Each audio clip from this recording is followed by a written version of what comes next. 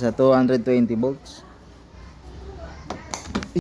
So what's up mga katoto, ano? So meron tayong biniling Christmas light star dito. Christmas, ano ba tawag dito? Basta star siya na Christmas light. Ang problema, 3 piraso lang yung umiilaw at nung chinek ko, parang may problema itong ano niya, yung switch niya kasi umiinit.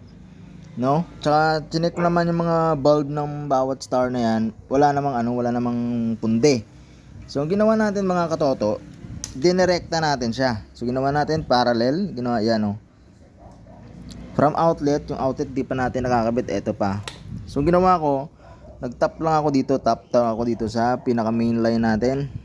Ayan.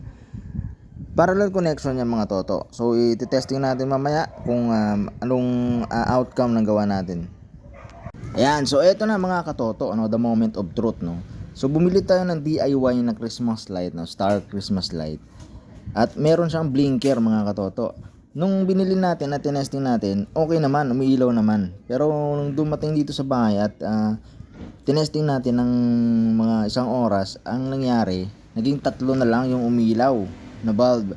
So wala akong gamit mga katoto, wala akong tester, kaya hindi natin matest kung anong yung sira. Pero palagay ko mga katoto, yung sira niya ay ito mga katoto, ano, yung kanyang ano ba tawag dito, yung nagda-drive para mag-blink siya mga katoto kasi umiinit siya.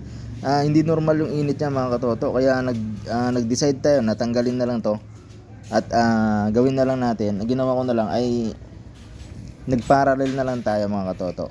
So ito, na-rewiring natin lahat, no. Tamo iba na yung mga ano na mga tawag dito, electrical tape na blue.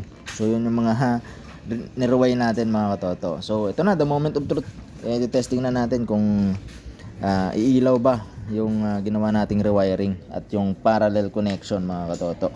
So sana yung socket. Ito. So try natin saksak to mga katoto, no. Tignan natin sana umilaw para maging maliwanag yung Pasko. Kaya mga katoto, try natin i-unplug, no. Itong ni-rewiring natin na DIY Christmas light star, yung ano niya, yung design niya. So ito, sasaksak natin siya sa 220 volts.